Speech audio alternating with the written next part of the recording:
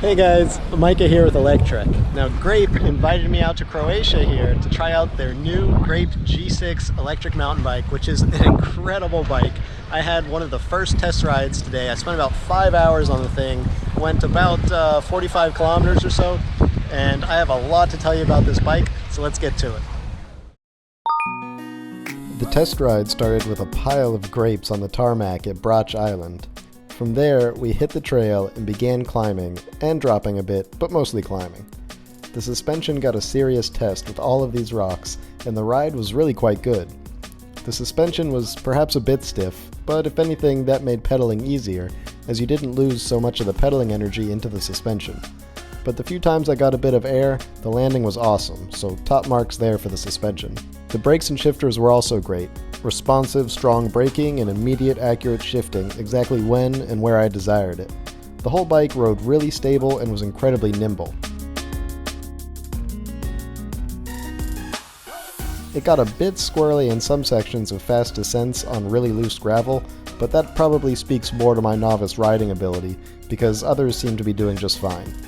When we made it onto some roads and took these beautiful switchbacks down to the sea, the bike rode better than some of my electric motorcycles. The huge knobbies aren't really optimized for asphalt, so I was able to brake the rear tire free in some turns that I took a bit tight, but the bike just felt nice and light and stable and comfortable, even at high speeds.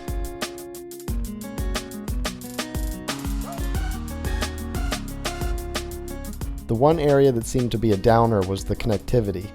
The bike has a number of awesome features, including integrated front and rear cameras that are only accessible when using your smartphone instead of the built-in display.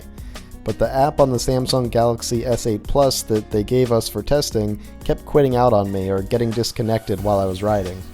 That made it hard to use the live sharing, the recording, the competition mode, or even just checking the battery life and speed, since the phone blocks the built-in display, and you can't see the other data when the app quits out and the phone goes to sleep. So while the bike rides like a dream, the app definitely needs some work to improve it to a more stable point. Fortunately, it's a lot easier to update an app than a bike, so that should be a fairly easy fix for the company. All in all, I'd say my first ride impression was quite positive, and the bike really performed great. The guys who could push it even harder than I could seemed pretty pleased with it too, for what that's worth.